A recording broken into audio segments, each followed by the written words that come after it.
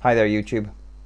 Recently, a fellow on the thread of an invitation, one of the other videos, took an extremely persistent and borderline stalking objection to a comment I had made that faith is an abdication of our responsibility as rational beings.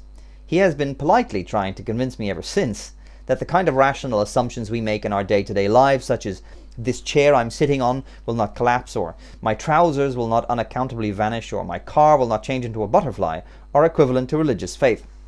Similarly, when a scientist is studying quantum physics, say, they must make assumptions about how the world will behave, a framework within which to monitor, measure, and evaluate the results that they receive from their experiments. This too is a kind of faith in the work that has gone before, as well as trusting in an ordered world that behaves according to rules that have been observed in the past. To maintain, however, that this is faith in the same sense that believing in any god is faith, is to abuse the word so severely that any court would be happy to issue a restraining order on its behalf. I mean, this goes beyond mere violence into the realm of sadism.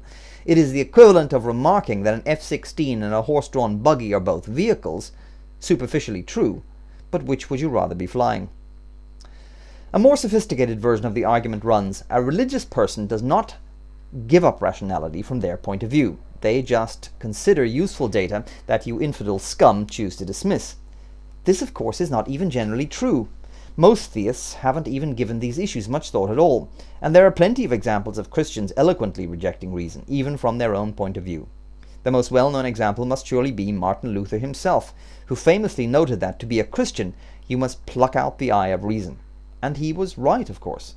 Luther was no fool, just unlucky enough to be born into an era awash in ignorance and superstition, yet even in this milieu the reason of a modestly intelligent person still chafed and struggled against the restricting halter of faith so persistently that the initiator of the Reformation wanted to burn out the eyes of his reason and embrace the bliss of blind ignorance. So be aware of this dishonest new wrinkle. The good news is that the religious are being forced to provide ever more contrived and convoluted arguments for their faith. Simply asserting that the Bible, Quran, Torah, insert holy book here, says X, so it must be true, won't cut it anymore, and the more intelligent among them know this. However, now is not the time to cut them slack, but to hammer ever harder on the doors of the asylum. Peace.